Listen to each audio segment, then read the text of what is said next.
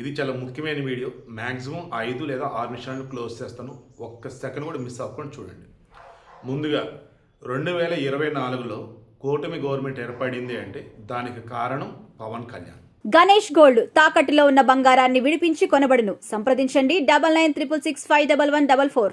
2023లో Jaganmohan Reddy government Chandrababu నాయుడిని అక్రమంగా arrest చేసి జైల్లో పెట్టినప్పుడు టీడీపీ శ్రేణులంతా కూడా ఒక్కసారిగా ఒక రకమైనటువంటి నీరసం అండ్ భయం, కంగారు, ఆందోళన ఇలా ఉన్న మూమెంట్లో టీడీపీలో నూతన ఉత్తేజాన్ని తెచ్చినటువంటి వాడు Pawan Kalyan.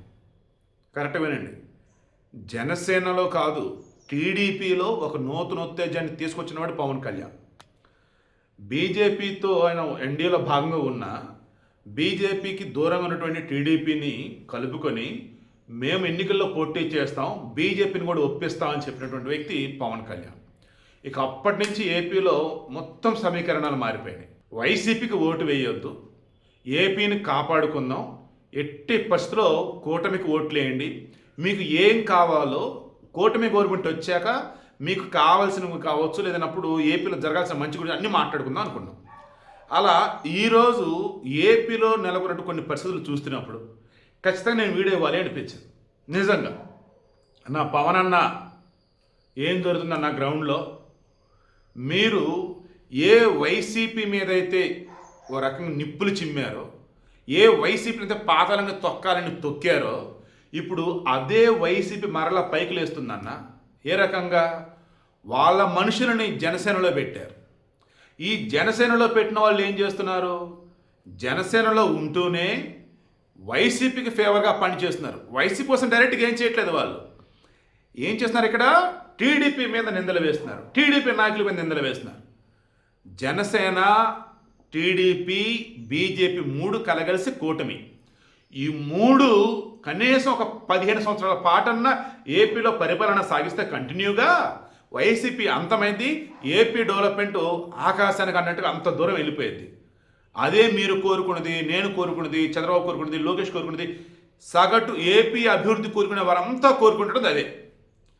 But ground reality check చేస్తే ఎవరైతే వైసీపీ నుంచి జనసేనలోకి వచ్చారో ఆయా నియోజకవర్గాల్లో వాళ్ళు ఆల్రెడీ ఇప్పుడు అపోజిషన్, దాన్ని ఏమంటారు, ఓడిపోయే ఉన్నారు. లేదన్నప్పుడు అసలు మొన్న ఎన్నికలలో పోటీ చేసి ఓడిపోయిన వాళ్ళు కొంతమంది పార్టీలోకి వచ్చారు జనసేనలోకి వైసీపీ నుంచి, అండ్ కొంతమంది పోటీ చేయకముందే జనసేనలోకి వచ్చి ఉన్నారు.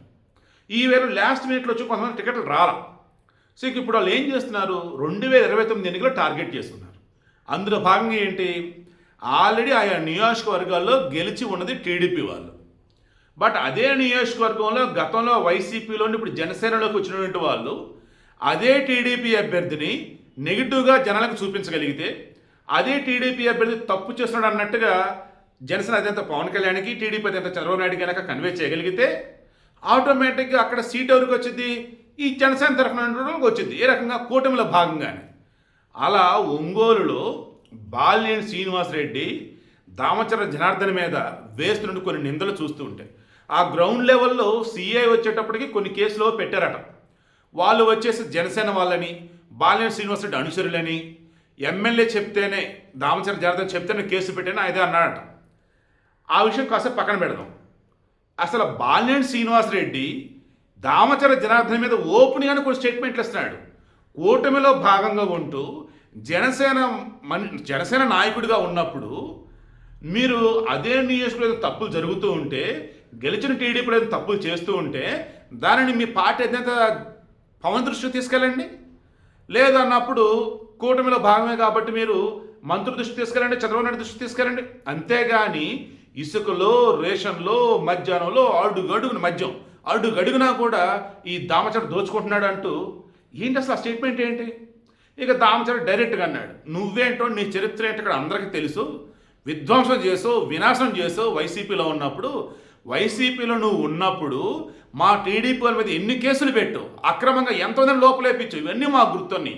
నీ అక్రమాలు ఇవన్నీ బయట తీస్తే పేపర్లు సరిపోవని చెప్పేసి ఆయన కౌంటర్ ఇచ్చాడు. ఈలోపు ఇద్దరు కూడా పోటాపోటీగా కాణిపాకంలో ప్రమాణించేద్దాం రా అంటూ ఇది చేసుకున్నారు. ఇది చూసే వాళ్ళందరికీ ఏం మెసేజ్ ఇస్తుంది? మరలా వైసీపీని పైకి లేపుతున్నారు వీళ్ళు అనిపిస్తుంది. కూటమిలో భాగంగా ఉన్నప్పుడు మిత్ర మిత్ర భేదమా ఇప్పుడు జరిగింది? మిత్ర లాభం అన్నది ఉండాలి, బట్ మిత్ర భేదం అన్నట్టు జరుగుతుంది. అంటే కూటమిలో చిలికలు తేటమే కదండి అది. కొన్ని నియోజకవర్గాల్లో ఇలా జరిగినా చాలు, నెమ్మదిగా వైసీపీ ఇంకా పైకి లేచిద్ది. సజ్జలు చెప్పినట్టు వాళ్ళ ఓటర్లు సెపరేట్ ఉన్నారు, వాళ్ళకి ఏం జరిగినా అనవసరం, డెవలప్మెంట్ వద్దు ఏమొద్దు, జగన్ కోటేయాలి అంతే. అటువంటి వాళ్ళు ఇంకా ఉన్నారు, ఏపీలో కుప్పలు ఉన్నారు. మరి అలాంటప్పుడు ఎలా ఉండాలి? మన పవన్ కళ్యాణ్ గారేమో జనసేనని బలంగా ఉంచుదామని అందరిని ఏకం చేద్దామని చెప్పేసి ఒక తాడు లాంటిది తీసుకున్నాడు. బట్ ఆ తాడు ఇప్పుడు పాము అవుతుంది. ఆ పాము ఏం చేస్తుంది? జనసేనలో ఉన్న వాళ్ళు కాటేసేటట్టు ఉంది, అండ్ అరే మన జనసేన దగ్గరికి వస్తుంటే మీ పక్కన నుండి కూడా కాటేసేటట్టు ఉంది.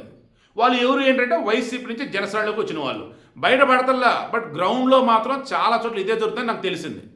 So humble request, sincere request, Pawan అన్న దయచేసి జనసేనకి వైసీపీ నుంచి వాళ్ళు ఎవరైతే ఉన్నారో వాళ్ళు ఎలా ఉన్నారు, ఏం చేస్తున్నారు, ఏం మాట్లాడుతున్నారు, ఏంటి ఒక్కసారి క్రాస్ చెక్ చేసుకోండి. కమింగ్ టు టీడీపీ, దయచేసి చంద్రబాబు గారు, లోకేష్ గారు, మీరు సైతం కూడా మీ పార్టీలో ఉన్నటువంటి వాళ్ళు గతంలో వైసీపీలో చేసి ఇప్పుడు జనసేనలోకి వచ్చారు, ఆయన సరే వదిలేదు లేదు అన్నట్టు వాళ్ళ మీద కక్షతో కేసులు ఇటువంటివి ఏం కాకుండా ఫ్రెండ్లీగా ముందుకెళ్ళడా చూసుకోండి. అండ్ సిట్టింగ్ స్థానంలో ఉన్నటువంటి వాళ్ళని మార్చి వేరే వాళ్ళకి సీట్లు ఇచ్చేటట్టయితే ఉండదు. కూటమి తరఫున ఎవరైతే మనం గెలుచున్నారో మళ్ళీ 2029లో వాళ్ళకే సీట్లు ఇవ్వచ్చు, కొంచెం అటు ఇటు అయితే వేరే వాళ్ళకి ఇస్తాం, ఎక్కడన్నా ఒకటి రెండు అంతే.